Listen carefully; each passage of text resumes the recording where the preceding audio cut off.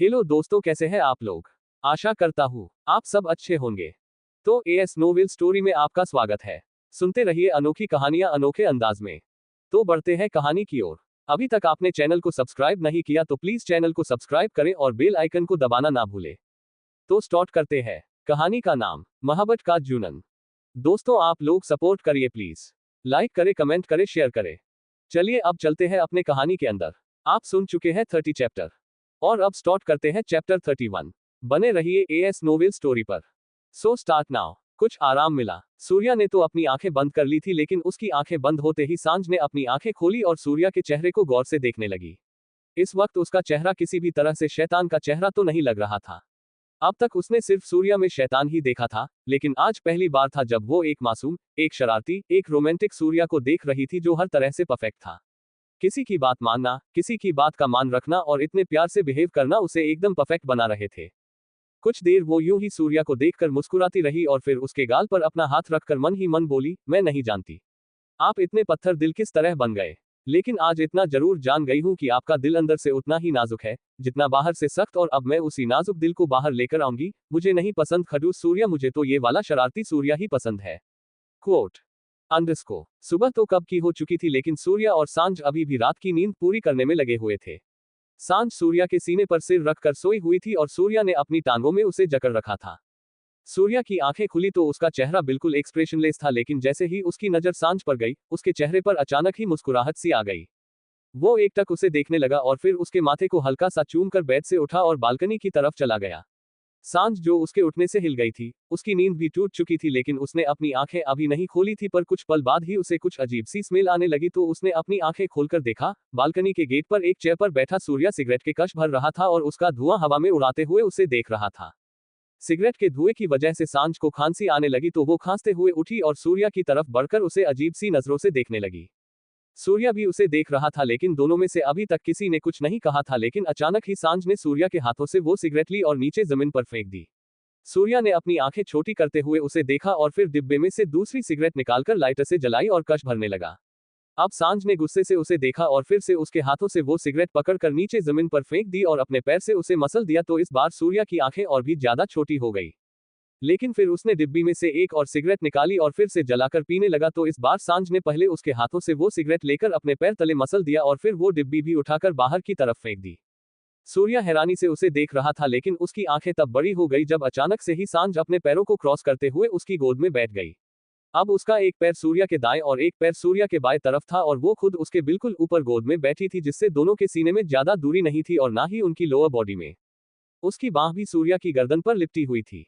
सूर्या अभी उसे देख ही रहा था कि सांझ भी उसकी आंखों में देखते हुए बोली, ऐसा भी क्या जल रहा है अंदर जिसे बुझाने के लिए सिगरेट की जरूरत पड़ गई। क्वोट क्यों, अगर कुछ जल रहा होगा तो सिगरेट की जगह तुम उसे बुझा दोगी। सूर्या ने उसके गाल को अपने अंगूठे से रगड़ते हुए कहा।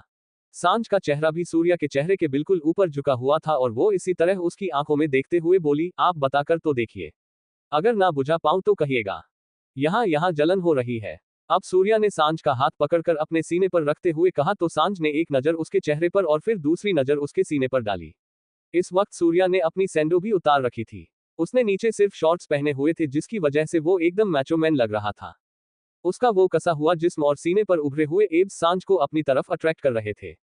उसने अपने हाथ सूर्या की गर्दन से हटाए और उसके कंधों पर रखकर थोड़ा नीचे झुकी और जिस जगह पर सूर्या ने हाथ लगाकर इशारा किया था उस जगह पर अपने होंठ रखकर वहां बारी बारी से चूमने लगी तो सूर्या ने अचानक से ही उसके बालों पर अपना हाथ रख दिया। थोड़ी देर बाद सांझ ने अपने होंठ उस जगह से हटाए और सूर्य की तरफ देखते हुए बोली, कुछ आराम मिला। क्वोट थोड़ा सा, सूर्या ने भी उसकी तरफ देखते हुए कहा तो सांझ मुस्कुराए और बोली, ज्यादा ठंडक भी आपके लिए हानिकारक हो सकती है।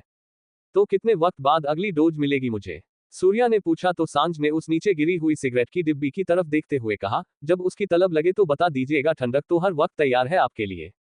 क्वोट अपनी बात कहकर सांझ सूर्या की गोद से उठ गई और फिर वहां से पलटने लगी, लेकिन सूर्या ने एक ही झटके में उसे फिर से अपनी गोद में उठा लिया और इस बार फिर से सांझ उसी तरह से बैठी जिस तरह से पहले बैठी थी।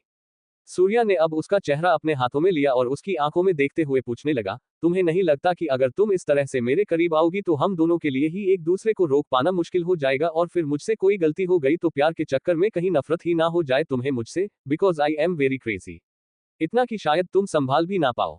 लगता है आपने वो बात नहीं सुनी की प्यार में बहुत ताकत होती है। अगर आप प्यार से प्यार करेंगे तो मैं आपको नहीं, आप मुझे संभालेंगे, और अगर जबरदस्ती करनी होती तो बहुत पहले ही कर चुके होते आप। सांझ ने भी उसकी आंखों में देखते हुए जवाब दिया तो सूर्या मुस्कुराया और फिर सांझ पर से अपनी पकड़ ढीली छोड़ दी। उसके बाद सांझ फिर से उठी और अपने कपड़े लेकर बाथरूम में चली गई तो सूर्या उस डिब्बी की तरफ देखने लगा जो सांझ ने जमीन पर पटक दी थी। अंडरस्को थोड़ी देर बाद सांझ बाथरूम से बाहर आई तो तैयार होने के लिए आईने के सामने आई, लेकिन जैसे ही उसने खुद को आईने में देखा वो एकदम से हैरान रह गई, क्योंकि उसके दोनों गालों पर सूर्या की लव बाइट के निशान थे और वो निशान इतने ज्यादा दिख रहे थे कि मेकअप से भी नहीं छुपाए जा सकते थे। सूर्या भी नहाया और आईने के सामने आया तो देखा सांझ उन निशान पर मेकअप लगाने की कोशिश कर रही थी, लेकिन उसके सारे मेकअप पर सूर्या ने पानी फेर दिया। उसने वाइप लेकर सांझ का पूरा चेहरा साफ कर दिया और बोला, आज तुम्हें ब्लशर लगाने की जरूरत ही नहीं। तुम्हारे दोनों गाल बता रहे हैं कि उन्हें प्यार से लाल किया गया है। कोई मुझे ऐसे देखेगा तो क्या सोचेगा? सांझ ने कहा तो सूर्या ने उसे कमर से पकड़ा और बाहर की तरफ निकलते हुए बोला, किसी में इतनी औकात नहीं कि तुम्हें देखकर कुछ सोचे। अपनी बात कहते हुए ही वो उसे रूम से लेकर बाहर आ गया था। दोनों एक दूसरे का हाथ पकड़कर नीचे आए। आज सूर्या ने सांझ के लिए कुछ प्लान किया हुआ था जो वो उसे ब्रेकफास्ट के बाद बताने वाला था। दोनों नीचे आए तो जीविका डाइनिंग टेबल पर नाश्ता लगा ही रही थी, क्योंकि सांझ ने उसे पहले ही फोन करके नाश्ता लगाने का बोल दिया था। सूर्या अपनी कुर्सी पर बैठा तो सांझ भी बैठने लगी, लेकिन आज फिर से उसने उसे अपनी गोद में बिठा लिया और बोला, मुझे तुम्हारे हाथों से खाना खाना है। क्वोट यहाँ पर भी सांझ ने हैरानी से पूछा तो सूर्या बिना किसी भाव के बोला, मैं जगह नहीं देखता, जो मुझे चाहिए बस चाहिए। क्वोट जीविका जो अभी तक नाश्ता सर्व करने में बिजी थी, उसका ध्यान अब सांझ के चेहरे की तरफ गया और उसके गालों पर वो दोनों निशान देखकर अचानक से ही उसके चेहरे के भाव बदल गए। आगे जारी है। अब स्टार्ट करते हैं चैप्टर 32। चल ना चीमरी। डाइनिंग टेबल पर आकर सूर्या अपनी कुर्सी पर बैठा तो सांझ भी बैठने लगी, लेकिन आज फिर से उसने उसे अपनी गोद में बिठा लिया और बोला, मुझे तुम्हारे हाथों से खाना खाना है। क्वोट यहाँ पर भी सांझ ने हैरानी से पूछा तो सूर्या बिना किसी भाव के बोला, मैं जगह नहीं देखता, जो मुझे चाहिए बस चाहिए। क्वोट जीविका जो अभी तक नाश्ता सर्व करने में बिजी थी, उसका ध्यान अब सांझ के चेहरे की तरफ गया और उसके गालों पर वो दोनों निशान देखकर अचानक से ही उसके चेहरे के भाव बदल गए। लेकिन अगले ही पल जब सूर्या की नजर उस पर गई तो उसने जल्दी से सांझ के चेहरे से अपनी नजरें हटा ली और चुपचाप नाश्ता सर्व करने लगी। सांझ अब एक एक निवाला बनाकर सूर्या को खिलाने लगी और बदले में सूर्या भी उसे अपने हाथों से खाना खिला रहा था। अभी दोनों खाना खा ही रहे थे कि जीवन और मृत्यु भी वहां पर आए और साथ ही साथ इतिश्री भी। तीनों ने अपनी अपनी चेयर ली और बैठकर खाना खाने लगे। सूर्या ने किसी की तरफ नहीं देखा, लेकिन सांझ ने बारी बारी से सबको देखा। उसे इस वक्त बहुत ज्यादा ऑकवर्ड फील हो रहा था, क्योंकि वो बिल्कुल सूर्या से चिपककर बैठी हुई थी। लेकिन खुद पर से उसका ध्यान हटते हुए सूर्या ने उसका चेहरा पकड़कर अपनी तरफ घुमा दिया तो सांझ ने सूर्या को देखा और उसे देखकर ऐसा लग रहा था जैसे उसे तो सच में किसी बात से कोई फर्क नहीं पड़ता। उसने सांझ को खाना खिलाना जारी रखा और फिर थोड़ी देर बाद खाना खत्म करने के बाद दोनों अपनी जगह से उठे। जल्दी से तैयार होकर नीचे आओ, हमें कहीं बाहर जाना है, सूर्या ने सांझ की तरफ देखते हुए कहा तो सांझ ने उससे पूछा कि वो कहाँ जा रहे हैं, लेकिन सूर्या ने उसे नहीं बताया और बस जल्दी से तैयार होकर आने को कहा। उसकी बात मानकर सांझ जल्दी से अपने कमरे की तरफ बढ़ी तो सूर्या ने अब मृत्यु की तरफ देखा और फिर एक नजर जीविका की तरफ देखकर बोला, इसे मार्केट ले जाओ और कुछ अच्छे धन के कपड़े और बाकी जो भी जरूरत का सामान इसे चाहिए हो दिला देना, लेकिन मेरे पास मेरे कपड़े हैं, जीविका ने सूर्या की तरफ देखते हुए कहा तो सूर्य ने एक नजर उसे देखा और बोला, ये घर मेरा है और यहाँ जो भी रहता है वो सब मेरे हिसाब से ही कपड़े पहनते हैं और तुम्हारे कपड़े किसी भी तरह से मेरे हिसाब के नहीं है। अपनी बात कहकर सूर्या वहां के दरवाजे की तरफ बढ़ गया और जीविका बस उसे देखती रह गई। सांझ तैयार होकर नीचे आई तो सूर्या बड़े प्यार से उसका हाथ पकड़कर उसे घर से बाहर लेकर आया। दोनों गाड़ी में बैठे तो सूर्या ने सांझ का हाथ अपने हाथों में थामा और फिर गाड़ी आगे बढ़ा दी। आज उसने अपने ड्राइवर को अपने साथ नहीं लिया था, वो अकेला सांझ को अपने साथ लेकर जा रहा था। सांझ ने भी उससे अपना हाथ छुड़वाने की कोशिश नहीं की। सूर्या और सांझ के जाने के बाद डाइनिंग टेबल पर सिर्फ जीवन, इतिश्री और मृत्यु ही रह गए थे। थोड़ी देर बाद जीवन और इतिश्री भी वहां से चले गए तो मृत्यु ने जीविका की तरफ देखा जो चुपचाप खड़ी थी। उसे देखते हुए वो बोला, चल चीमरी, आज तुझे शॉपिंग करवा कर लाऊं। क्वोट उसकी बात सुनकर जीविका ने उसकी तरफ देखा और उसे घूरते हुए बोली, तुमने चीमरी किसे कहा? क्वोट तुझे तेरे अलावा यहाँ और कोई नजर आ रहा है क्या? मृत्यु ने पूछा तो जीविका ने उसे और भी ज्यादा गुस्से से उसे घूरा और बोली, ऐसे कोई शॉपिंग के लिए लेकर जाता है क्या? तो और तू क्या चाहती है मैं तुझे गोद में उठाकर लेकर जाऊं? चल ना चीमरी, वक्त मत बर्बाद कर, तुझे तो खाना बनाने के अलावा और कोई काम नहीं है, लेकिन मुझे बहुत से काम करने हैं। मृत्यु ने कहा और उसे चलने का इशारा किया, लेकिन जीविका उसकी तरफ न जाकर किचन की तरफ बढ़ गई तो मृत्यु भी उसके पीछे पीछे चल दिया। किचन में आकर जीविका अपना काम करने लगी और मृत्यु उसे देखने लगा, लेकिन फिर अचानक ही वो जीविका के पास आया और उसे अपनी गोद में उठाते हुए बोला, साला नखरे तो तेरे बिल्कुल बीवियों वाले हैं। क्वोट, पर मैं बीवी नहीं हूं तुम्हारी, इसलिए अभी मुझे गोद से उतारो। क्वोट, चुपचाप मेरे साथ चल वरना गोद से उतारने की बजाय सीधा बिस्तर पर ले जाऊंगा और फिर कपड़े दिलाने के बजाय कपड़े सिर्फ फटेंगे। मृत्यु कहते हुए ही उसे बाहर ले आया था और जीविका अभी भी उसे गुस्से से घूर रही थी। उन्हें बाहर आते देख एक गार्ड ने जल्दी से गाड़ी का दरवाजा खोला तो मृत्यु ने पहले उसे गाड़ी में बिठाया और फिर जल्दी से खुद भी अंदर आ गया। मुझे जो कपड़े लेने हैं मैं अपने आप ले आऊंगी, मुझे तुम्हारे साथ कहीं भी नहीं जाना, जीविका ने गाड़ी से बाहर निकलने की कोशिश करते हुए कहा, लेकिन इस बार मृत्यु इससे ज्यादा और बर्दाश्त नहीं कर सकता था, इसलिए उसने उसे खींचा और फिर ड्राइवर को गाड़ी चलाने का इशारा कर खुद एक ही झटके में जीविका को अपने ऊपर बिठा लिया और अगले ही पल उसके होठों को अपने होठों से बंद कर दिया। जीविका उसे खुद से दूर करने की कोशिश करती रही, लेकिन मृत्यु पूरी तरह से उस पर हावी था। पूरे रास्ते उसने जीविका के होठों को एक पल के लिए भी नहीं छोड़ा और इसी बीच जीविका भी सरेंडर कर चुकी थी। अब वो दोनों ही एक दूसरे को किस कर रहे थे, जिससे कहीं भी उनके बीच जबरदस्ती होती नहीं दिखाई दे रही थी, लेकिन इस किस ने मृत्यु के मूड को पूरी तरह से बिगाड़ दिया था। अब उसका मन कर रहा था कि सच में जीविका को घर पर वापस ले जाए और सीधा अपने कमरे में ले जाकर उसके कपड़े पूरी तरह से फाड़ दे और फिर जब तक वो शांत नहीं हो जाता तब तक उसे छोड़े ही ना। लेकिन वो अपने इरादों का अंजाम देता, उससे पहले ही वो लोग मॉल में पहुंच चुके थे। ड्राइवर ने गाड़ी रोकी तो जीविका एक झटके से मृत्यु से अलग हुई और उसे गुस्से से देखती हुई गाड़ी से बाहर आ गई। साला प्यार भी बीवियों की तरह करती है और नखरे भी बीवी की तरह करती है, लगता है मेरी बीवी भी यही बनेगी, मृत्यु ने उसे जाते देख कहा और फिर खुद भी गाड़ी से बाहर आया। गाड़ी से बाहर आते ही उसने अपना मास्क पहन के लिए तो जीविका उसको देखते हुए हंसी और बोली, क्या हुआ, तुम्हें डर लग रहा है क्या? क्वोट, उसकी बात सुनकर मृत्यु ने नजरें घुमाकर उसकी तरफ देखा और आगे बढ़ते हुए बोला, डर मुझे नहीं लग रहा, लेकिन जो मेरा चेहरा देखेगा उसे जरूर डर लगेगा। क्वोट, दोनों मॉल के अंदर आए तो जीविका अपने आप शॉपिंग करने लगी। वो अपने लिए सारे कुर्ती और प्लाजो सेट ले रही थी, लेकिन मृत्यु ने उसे वो सब लेने से मना कर दिया और उसे अच्छे अच्छे टॉप जीन्स और शॉर्ट्स दिलाए और साथ ही साथ कुछ अच्छे बिकिनी पीस। तुम पागल हो क्या, ऐसे कपड़े कौन दिलाता है? क्वोट, मैं, मृत्यु ने पेमेंट करते हुए कहा और फिर आगे बोला, अब चुपचाप घर चल और मुझे ये सारे कपड़े पहन कर दिखा। कहते कहते ही मृत्यु जीविका का हाथ पकड़कर उस शोरूम से बाहर लेकर आ गया। जीविका ने मुस्कुराते हुए उसकी तरफ देखा और फिर बोली, क्या तुम अपनी बीवी को भी ऐसे ही कपड़े दिलाओगे? क्वोट, उसे अपनी तरफ देखकर मुस्कुराते हुए देख अचानक ही मृत्यु के दिल में घंटियां सी बजने लगी। बताओ ना, क्या तुम अपनी बीवी को भी ऐसे ही कपड़े दिलाओगे? जीविका ने दोबारा पूछा तो मृत्यु ने उसकी आंखों में देखा और बोला, सोच ले, बीवी को ही दिलाए हैं। उसकी बात सुनकर जीविका की मुस्कुराहट और भी ज्यादा लंबी हो गई तो उसे मुस्कुराते हुए देखकर अब घंटियों की जगह सीधा घंटा ही बजा। अंडरस्को, सूर्या सांझ को लेकर एक बेहद खूबसूरत जगह पर आया था। वो दिखने में एक बेकरी जैसी थी और साथ ही साथ वहां पर सबके बैठने के लिए गार्डन भी, जहां पर बहुत अच्छा डेकोरेशन किया हुआ था।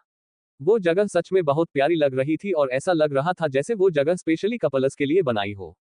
ये जगह तो सच में बहुत खूबसूरत है। सांझ उस जगह को देखते हुए कह रही थी तो सूर्या ने उसे कमर से थामकर अपनी तरफ घुमाया और फिर उसके चेहरे की तरफ देखते हुए बोला, मेरी जिंदगी की खूबसूरती को मेरी तरफ से खूबसूरत सा तोहफा।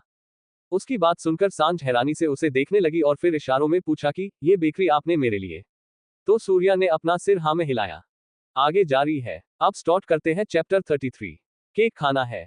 सूर्या सांझ को लेकर एक बेहद खूबसूरत जगह पर आया था। वो दिखने में एक बेकरी जैसी थी और साथ ही साथ वहां पर सबके बैठने के लिए गार्डन भी था, जहां पर बहुत अच्छा डेकोरेशन किया हुआ था। वो जगह सच में बहुत प्यारी लग रही थी और ऐसा लग रहा था जैसे वो जगह स्पेशली कपल्स के लिए बनाई हो। ये जगह तो सच में बहुत खूबसूरत है। सांझ उस जगह को देखते हुए कह रही थी तो सूर्या ने उसे कमर से थामकर अपनी तरफ घुमाया और फिर उसके चेहरे की तरफ देखते हुए बोला, मेरी जिंदगी की खूबसूरती को मेरी तरफ से खूबसूरत सा तोहफा। उसकी बात सुनकर सांझ हैरानी से उसे देखने लगी और फिर इशारों में पूछा कि ये बेकरी आपने मेरे लिए? तो सूर्या ने अपना सिर हाँ में हिलाया। सच में, ये बेकरी आपने मेरे लिए तैयार करवाया है? लेकिन कब? सच में ये बहुत खूबसूरत है, मुझे तो यकीन नहीं हो रहा। बताइए ना, ये सब आपने कब किया? सांझ ने अब सूर्या का हाथ पकड़कर दोबारा पूछा तो उसने उसका हाथ घुमाकर उसे पेट से थाम लिया और बोला, वो सब जानकर तुम क्या करोगी? इस वक्त फिलहाल कुछ स्पेशल हो जाए, आखिर मैं भी तो देखूं तुम्हें हाथ का स्पेशल क्या है। अब सांझ का चेहरा दूसरी तरफ था और उसकी पीठ सूर्या के सीने से लगी हुई थी और उसके चेहरे पर लंबी सी मुस्कुराहट थी। उसने भी सूर्या के हाथ पर अपना हाथ रखा और बोली, सच में आप मेरे हाथों का बना खाएंगे? मन तो करता है इस वक्त तुम्हें ही खा जाऊं, लेकिन अपने मन को थोड़ा सा कंट्रोल करने की कोशिश करूंगा, अगर तुम कुछ अच्छा सा खिला दो तो। ठीक है, आपके इतने हार्ड वर्क के लिए मैं आपको अपनी सबसे स्पेशल चीज बनाकर खिलाऊंगी, सांझ ने कहा और फिर किचन की तरफ देखने लगी। वो अभी भी किचन की तरफ देख ही रही थी कि सूर्या ने उसे गोद में भी उठा लिया और उसे किचन की तरफ लेकर ही बढ़ गया। सांझ ने मुस्कुराते हुए अपनी बाहें उसकी गर्दन पर लपेट दी। किचन में आकर सांझ ने देखा कि वो बेहद ही प्यारी किचन थी और पूरी तरह से मॉडर्न सेटिंग्स के साथ वहां पर हर एक चीज काफी कीमती दिखाई दे रही थी। किचन में आने के बाद सूर्या ने सांझ को अपनी गोद में से उतारा तो सांझ ने वहां खड़े स्टाफ को देखा, दिखने में ही वो सब काफी हाई लेवल के शेफ लग रहे थे। उन्हें देखकर सांझ को तो यकीन ही नहीं हो रहा था कि वो सब उसके अंडर काम करेंगे। अब सांझ वहां बीचों बीच बने काउंटर की तरफ बढ़ गई जहां सब कुकिंग का सामान रखा था। उसके वहां पहुंचते ही एक शेफ जल्दी से उसकी तरफ बढ़ा लेकिन उसने उसे मना किया और बोली, आप सब लोग कस्टमर के लिए खाना तैयार कर सकते हैं लेकिन मिस्टर राठौर के लिए मैं खुद सब तैयार करना चाहती हूँ। क्वोट। उसकी बात सूर्या ने भी सुनी और फिर मुस्कुराते हुए उसकी तरफ आया। उसके इशारे से वो सारा स्टाफ किचन से बाहर चला गया। अभी तक कस्टमर की एंट्री अलाउड नहीं थी तो वहां पर सिवाय स्टाफ के और कोई भी नहीं था। सांझ ने जल्दी से एक केक बेक करने की तैयारी की। उसने लगभग से आधे घंटे में ही सब कुछ तैयार कर लिया था। सूर्या काउंटर से लगकर खड़ा उसे ही देख रहा था। उसने एक बार भी अपनी पलकें नहीं झपकाई थी जबकि सांझ ने एक बार भी उसकी तरफ नहीं देखा था क्योंकि अब उसका सारा ध्यान सूर्या के लिए खाना बनाने में था। उसने उसके लिए एक केक और एक पास्ता बनाया था जिसकी खुशबू से ही सूर्या का दिल खुश होता जा रहा था। उसने दोनों चीजें ट्रे में लगाई और सूर्या की तरफ लेकर बढ़ी तो सूर्या ने उसके हाथों से वो ट्रे लेकर वापस काउंटर पर रख दिया और एक बार फिर सांझ को अपनी गोद में उठा लिया तो सांझ हैरान रह गई लेकिन सूर्या उसे देखता हुआ बाहर लेकर आया और फिर सीढ़ियों से चढ़ता हुआ ऊपर की तरफ ले गया। सांझ को तो समझ ही नहीं आ रहा था कि सूर्या कर क्या रहा है। अब वो दोनों एक कमरे के बाहर थे जो दिखने में बहुत छोटा लग रहा था। जैसे ही वो दोनों कमरे के बाहर पहुंचे उस कमरे का दरवाजा अपने आप ही खुल गया। सूर्या उसे लेकर कमरे के अंदर गया और उनके पीछे पीछे ही एक वेटर भी वो ट्रे लेकर आया जिसमें सांझ ने केक और पास्ता सर्व किया था। सांझ ने उस कमरे की तरफ देखा। सच में कमरा वो ऐसा लग रहा था जैसे किसी 7 स्टार होटल का सबसे आलीशान कमरा हो। पूरी बेकरी एक तरफ और वो कमरा एक तरफ था।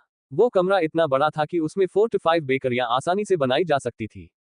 सूर्या ने उसे वहां बीचों बीच लगे बेड पर दिखाया तो सांझ हैरानी से उस कमरे को देखती रही।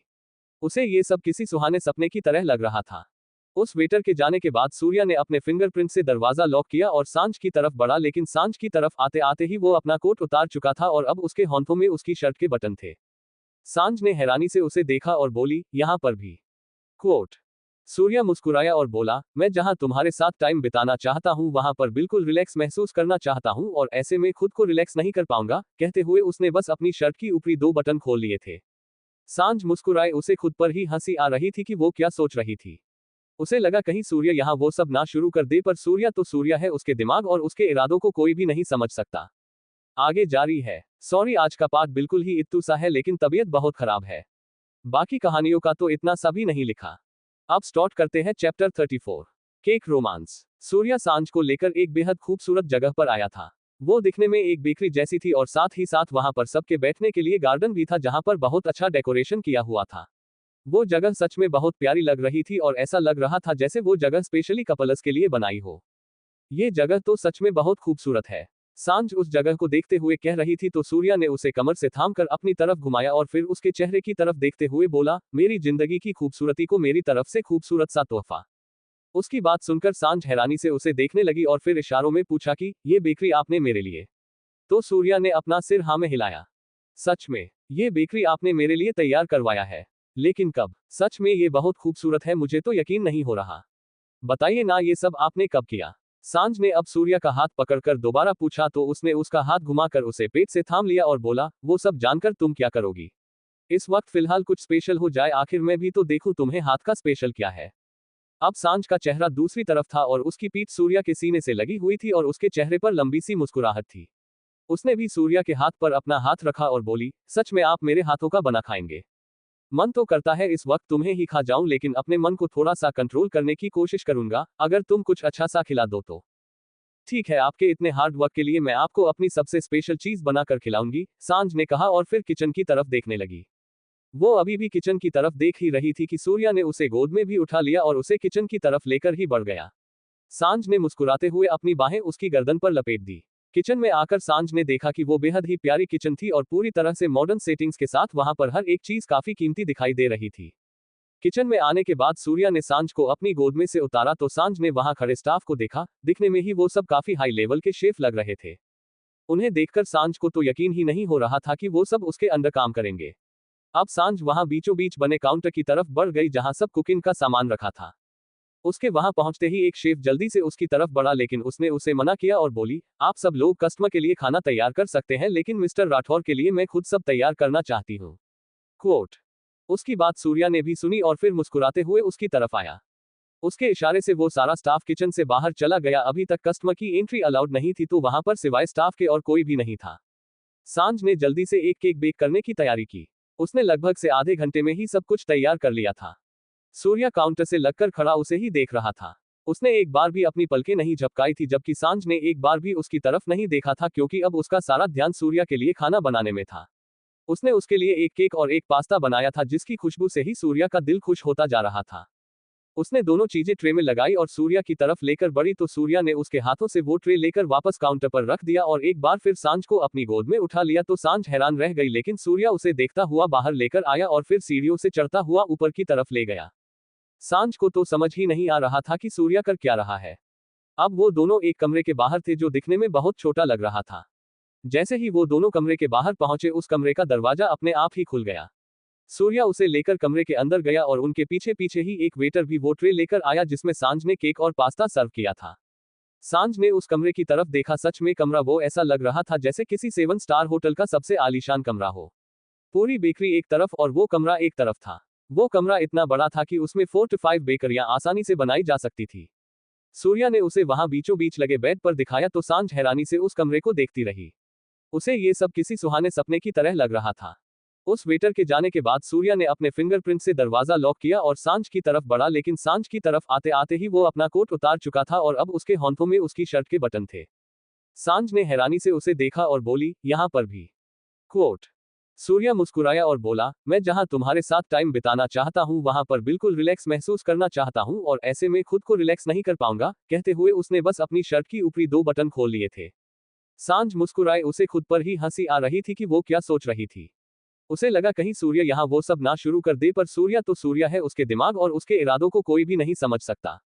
आगे जारी है। सॉरी आज का पार्ट बिल्कुल ही इत्तू सा है लेकिन तबीयत बहुत खराब है। बाकी कहानियों का तो इतना सा भी नहीं लिखा। इंस्टा राइट काजल _अनेजा_ राइट्स।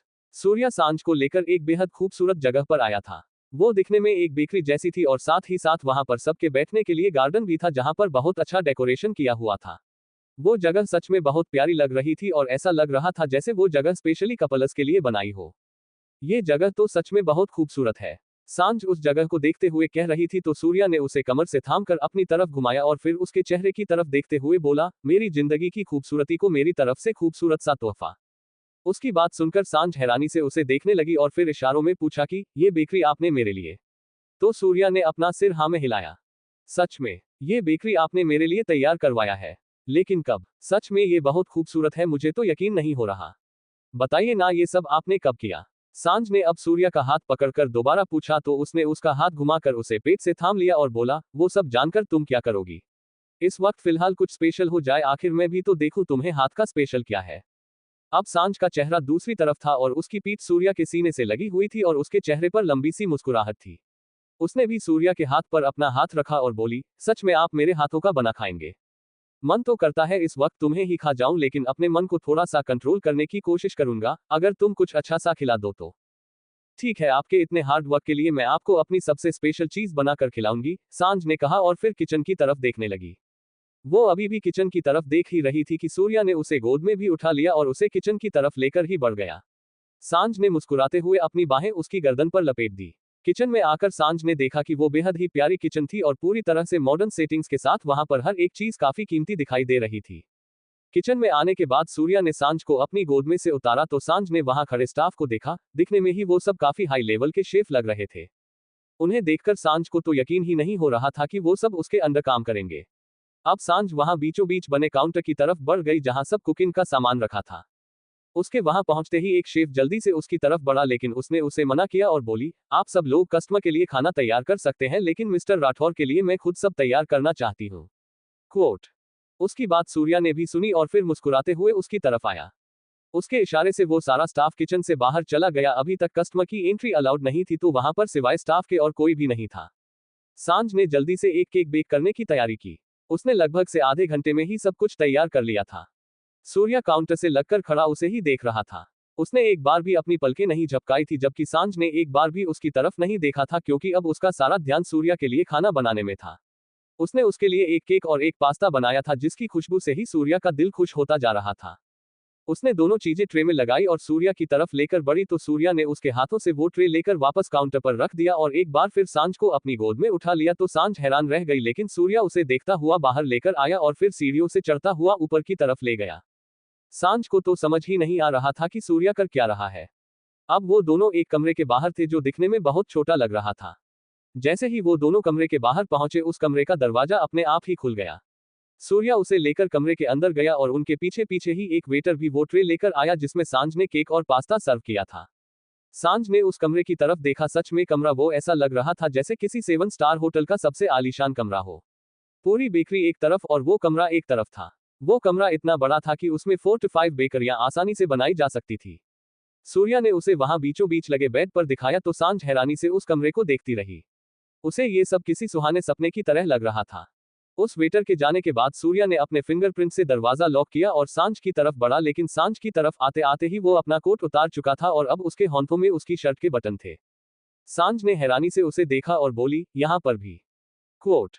सूर्या मुस्कुराया और बोला, मैं जहां तुम्हारे साथ टाइम बिताना चाहता हूं वहां पर बिल्कुल रिलैक्स महसूस करना चाहता हूं और ऐसे में खुद को रिलैक्स नहीं कर पाऊंगा। कहते हुए उसने बस अपनी शर्ट की ऊपरी 2 बटन खोल लिए थे। सांझ मुस्कुराए, उसे खुद पर ही हंसी आ रही थी कि वो क्या सोच रही थी।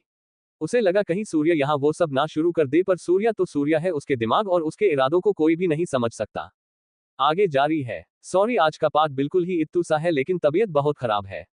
बाकी कहानियों का तो इतना सा भी नहीं लिखा। अब स्टार्ट करते हैं चैप्टर 35। पेशेंस की बैंड। सांझ का हाथ पकड़कर सूर्य उसे सामने सोफे की तरफ लेकर आया और फिर उसे अपनी गोद में बिठाकर उसे देखने लगा। उसके इस तरह देखने से सांझ सिहर रही थी। हालांकि जरूरी नहीं कि दोनों कभी इस तरह से करीब नहीं बैठे थे, लेकिन एक अलग कमरे में आना और सूर्या का उसे अपनी गोद में इस तरह से बिठाना अब उसे और भी ज्यादा गुदगुदे एहसास दे रहा था। सूर्य कुछ देर उसे यूं ही देखता रहा और फिर उसकी आंखों में देखते हुए बोला, तुम बहुत खूबसूरत हो शुगर कैंडी। तारीफ किसे नहीं पसंद आती, लेकिन उसके मुंह से ऐसी तारीफ सुनना सांझ के लिए थोड़ा हैरानीजनक था, क्योंकि अभी तक उसने सूर्य को इस तरह से एक्सप्रेसिव होते हुए नहीं देखा था। उसकी धड़कन में तेजी से बढ़ने लगी और उसके गालों पर गुलाबी रंगत छाने लगी। वो उसे अपनी इंटेंस नजरों से देखते हुए बोला, तुम्हारे गाल गुलाबी हो चुके हैं, लेकिन मुझे इन्हें और भी ज्यादा गुलाबी करना है। क्वोट। उसकी बात सुनकर सांझ को समझ नहीं आया आखिर वो कहना क्या चाहता है, लेकिन अगले ही पल उसकी आंखें हैरानी से बड़ी हो गई जब सूर्या ने सामने रखे केक को उंगलियों से उठाकर उसके गालों पर लगा दिया आया। और वो कुछ कहती उससे पहले ही सूर्य ने उसके गालों पर लगे हुए केक को खाना शुरू कर दिया था। सांझ को इस चीज का उम्मीद बिल्कुल नहीं थी। कुछ ही देर में उसने उसके गाल पर लगा हुआ वो केक साफ कर दिया था। सांझ शर्म से डूबने लगी। अब सूर्य ने अपने उंगली से केक सांझ को खिलाया तो सांझ के होंठ सूखने लगे। उसने बड़ी मुश्किल से उसकी उंगलियों पर लगा हुआ वो केक खाया। अब सूर्य सांझ को देखते हुए बोला, क्लोज यू आइज। सांझ ने सवालिया नजरों से उसे देखा, लेकिन जब सूर्य ने दोबारा इशारा किया तो उसने अपनी आंखें बंद कर ली, लेकिन कुछ पलों बाद उसे अपनी गर्दन पर सूर्य की उंगलियां महसूस हुई और जब वह उंगलियां उससे दूर हो गई तो उसने अपनी आंखें खोली और नजर अपने गर्दन पर डाली तो उसके गले में एक खूबसूरत का पेंडेंट लटक रहा था जो डायमंड का था और साथ ही साथ वो चैन भी काफी खूबसूरत थी। Now it's looking more beautifully, Surya ने कहा। सांझ सूर्या को बड़े ध्यान से देख रही थी। जितना पैशनेट वो रोमांस करने में होता था उतना ही ज्यादा केयरिंग वो पैम्पर करते वक्त होता था। कुछ देर उन दोनों ने वहीं पर और बीते और फिर सूर्य सांझ को लेकर नीचे आ गया, जहां पर अब कस्टमर की भीड़ लग चुकी थी। नीचे बेकरी को देखते हुए सांझ के चेहरे पर एक बार फिर से मुस्कुराहट आ गई। वो बेकरी सच में बहुत खूबसूरत थी। थैंक यू, सांझ ने सूर्या की तरफ देखते हुए कहा तो सूर्या ने कुछ नहीं कहा, बस उसका हाथ पकड़कर उसे बाहर ले आया। एक तो ये खड़ूस अपना पता नहीं कब जाएगा इनका। सांझ ने उसका वो एक्सप्रेशनलेस लाल चेहरा देखते हुए मन ही मन कहा और उसके साथ गाड़ी की तरफ बढ़ गई। दोनों गाड़ी में बैठकर राठौर मैंशन के लिए निकल गए। अंडरस्को। वहीं दूसरी तरफ मॉल में घूम रहे जीविका और मृत्यु शॉपिंग करने के बाद एक कैफेटेरिया में आकर बैठ गए, क्योंकि मृत्यु को बहुत ज्यादा भूख लगी थी। जीविका के सामने बैठा वो जानवरों की तरह ठूस रहा था और जीविका उसे घूरते देख रही थी। क्या कभी किसी को खाते हुए नहीं देखा क्या? मृत्यु ने खाते खाते ही उससे पूछा तो जीविका जबरदस्ती का मुस्कुराए और बोली, इंसानों को खाते हुए तो बहुत बार देखा है, लेकिन आज पहली बार किसी जानवर को खाते हुए देख रही हूँ। अभी जीविका बोल ही रही थी कि अचानक ही उसकी नजर पीछे की तरफ गई तो उसकी आंखें बड़ी हो गई और उसके चेहरे के एक्सप्रेशन एकदम से बदल गए। वही उसकी बात सुनकर मृत्यु का चेहरा गुस्से से भर गया था। उसने उस बर्गर को बीच में छोड़ा और बोला, तुम्हारी हिम्मत कैसे हुई मुझे जानवर कहने की? अब मैं तुम्हें बताता हूं कि जानवर कैसे खाता है। इतना कहकर ही वो लपकते हुए जीविका की तरफ आया और फिर उसके चेहरे की तरफ देखते हुए उस पर झुका और उसके होठों को चूमने लगा, लेकिन वो हैरान रह गया जब अगले ही पल जीविका खुद भी इस किस में शामिल हो गई। जीविका को किस करते देखा उसे ऐसा लग रहा था जैसे वो कब से ही उसे किस करने के लिए मरी जा रही हो। उसका साथ पाकर मृत्यु और भी ज्यादा पैशनेट होकर उसे किस करने लगा और इस वक्त उसकी आंखें बंद थी, लेकिन जीविका की आंखें खुली थी और वो अपनी तिरछी नजरों से कुछ देखने की कोशिश कर रही थी, और जब उसे सामने की तरफ कोई दिखाई नहीं दिया तो उसने अपनी आंखें बंद कर ली और एक झटके से मृत्यु को छोड़ दिया। तो मृत्यु बस हैरानी से उसे देखता रहा कि आखिर ये क्या था। ? पहले खुद ही उसका साथ दे रही थी और फिर उसे एक झटके से धक्का दे दिया, लेकिन जीविका ने उसे गुस्से से देखा और टेबल पर हाथ पटकते हुए खड़ी होकर बाहर की तरफ चली गई, पर पलटते ही उसका चेहरा डर से भर गया था। उसने अपने कदमों की रफ्तार भी बढ़ा दी थी। एक हॉस्पिटल के कमरे में बेड पर एक आदमी आंखें बंद किए हुए लेटा हुआ था। तभी बाहर से एक इंसान उस कमरे में आया और उस आदमी को देखने लगा। उसने उस आदमी के हाथ पर अपना हाथ रखा तो लेटे हुए आदमी ने अपनी आंखें धीरे धीरे से खोली तो उसके पास जो इंसान खड़ा था उसकी आंखों में आंसू आ गए। विवेक मेरे बेटे तेरी क्या हालत हो गई, कहते हुए मिस्टर सिंघानिया का रोना और भी ज्यादा तेज हो गया था। सामने बिस्तर पर लेटा हुआ विवेक जिसके गर्दन पर प्लास्टर बंधा हुआ था, उसने मिस्टर सिंघानिया की तरफ देखा और बोला, सूर्या सिंह राठौर कौन है डैड? विवेक के मुंह से सूर्या का नाम सुनते ही मिस्टर सिंघानिया की आंखें बड़ी हो गई। वो कांपते हुए बोले, तुम उसके बारे में क्यों पूछ रहे हो? मुझे सिर्फ इतना बताइए कि वो कौन है। विवेक इस बार थोड़ा गुस्से से बोला तो मिस्टर सिंघानिया ने उसे शांत रहने के लिए कहा, लेकिन विवेक की आंखें इस वक्त आग की तरह जल रही थी। उसके चेहरे पर चमक रहे गुस्से को देखकर ही मिस्टर सिंघानिया समझ चुके थे कि जरूर विवेक की इस हालत के पीछे सूर्या का ही हाथ है। वैसे भी उसे जिस तरह से मारने की कोशिश की गई थी वैसा करना किसी नॉर्मल इंसान के बस की बात ही नहीं थी। उन्होंने उसके हाथ पर हाथ रखते हुए पूछा, क्या सूर्या ने तुम्हारी ये हालत की है? तो विवेक ने कुछ नहीं कहा, बस बिना पलक झपकाए उनकी तरफ देखता रहा। तो मिस्टर सिंघानिया एक झटके से नीचे स्टूल पर बैठ गए। उन्होंने जैसे जैसे सूर्या के बारे में बताना शुरू किया, विवेक के चेहरे के एक्सप्रेशन बदलते रहे। सूर्या के बारे में सब कुछ बताने के बाद मिस्टर सिंघानिया ने उसे सूर्या के साथ बिल्कुल भी पंगा ना लेने के लिए कहा, क्योंकि सूर्या से बचना मुश्किल ही नहीं नामुमकिन था। लेकिन उनकी वार्निंग सुनकर भी विवेक को कोई फर्क नहीं पड़ा। उसकी आंखों में एक जुनून दिखाई दे रहा था। उसे किसी भी तरह सूर्या से बदला लेना था। जिस तरह से उसने सांझ को उससे छीना उसे बिल्कुल भी बर्दाश्त नहीं हो रहा था। उसे किसी भी तरह सांझ को अब हासिल करना था और उसके लिए वो सूर्या से भिड़ने को तैयार था। सांझ और सूर्या दोनों घर आए तो सूर्या सांझ के साथ अपने कमरे की तरफ बढ़ने लगा, लेकिन सांझ ने उसे रोका और बोली, उसका कॉफी पीने का बहुत ज्यादा मन है और वो अपने लिए कॉफी खुद बनाना चाहती है। तो सूर्या ने उसे मना नहीं किया और किचन में जाने दिया। उसकी परमिशन मिलने के बाद सांझ मुस्कुराते हुए किचन की तरफ बढ़ गई तो सूर्या भी अपने कमरे की तरफ बढ़ गया। सांझ को किचन की तरफ जाते देख इतिश्री भी जल्दी से उसकी तरफ आई और बोली, मैं भी आपके साथ किचन में चलूंगी। मुझे कुछ बनाना नहीं आता लेकिन देखना और खाना सब आता है। उसकी बात सुनकर सांझ हंसने लगी और बोली, ठीक है, लेकिन किचन में जाने से तुम्हारा लीवर तो नहीं खराब हो जाएगा ना? नहीं, वो तो अब वैसे भी नहीं हो सकता, क्योंकि तुम्हारे वाले के सामने तो किसी के पानी पीने की हिम्मत नहीं होती, तो दारू पीना तो दूर की बात, इतिश्री ने भी मुस्कुरा कर कहा और फिर दोनों किचन की तरफ बढ़ गई। सांझ किचन में अपने लिए कॉफी बना रही थी और इतिश्री उससे उसके और सूर्या की लव स्टोरी के बारे में सवाल कर रही थी, लेकिन जैसे जैसे इतिश्री सवाल कर रही थी वैसे वैसे सांझ के दिमाग में विवेक के ख्याल आ रहे थे। जो सभी सवाल इतिश्री पूछ रही थी, जब भी वो उनके जवाब देने की कोशिश करती तो खुद ब खुद ही विवेक के साथ जुड़े हुए ख्याल उसके दिमाग में आने लगते, क्योंकि एक वक्त था जब उसने वो सारी चीजें सिर्फ विवेक के लिए महसूस की थी। वो आज तक कभी किसी लड़की के इतना करीब नहीं गई था जितना सूर्या के करीब हो चुकी थी, लेकिन कहीं ना कहीं उसका दिल अभी भी विवेक की तरफ ही था, क्योंकि वो सिर्फ उसका पहला प्यार ही नहीं, उसका सबसे अच्छा दोस्त भी था। जब से उसने इन सारे एहसासों को जिया था, वो सारे एहसास सिर्फ और सिर्फ विवेक से ही जुड़े थे, तो ऐसे में विवेक का ख्याल उसके दिमाग में आना लाजमी था। और उस दिन जिस तरह से सूर्या ने विवेक को मारा था, उसके बाद उसे विवेक की और भी ज्यादा फिक्र हो रही थी, लेकिन सूर्या के डर से वो ना ही उसे फोन कर सकती थी और ना ही उसे मिलने जा सकती थी। पर इतिश्री के हाथों में फोन देखकर ही अचानक उसके दिमाग में कुछ चलने लगा। सूर्या अपने कमरे में आया तो आते ही उसने अपनी अलमारी से एक सिगरेट की डिब्बी निकाली और बालकनी के दरवाजे पर बैठकर पीने लगा। एक के बाद एक वो लगातार सिगरेट जलाए जा रहा था और कश भरता हुआ उनका धुआं हवा में उड़ा रहा था। थोड़ी देर बाद उसका फोन बजा तो उसने अपना फोन उठाया। बॉस, आप बिल्कुल सही थे, कोई है जो आप पर नजर रखने की कोशिश कर रहा है, सामने से कहा गया। तो सूर्या ने उस जलती हुई सिगरेट का कश और भी ज्यादा लंबा भरा और बोला, मैंने तुम्हें इसलिए नहीं रखा कि तुम मुझे बताओ कि मैं सही हूं या गलत। मुझे बस उस इंसान का नाम चाहिए।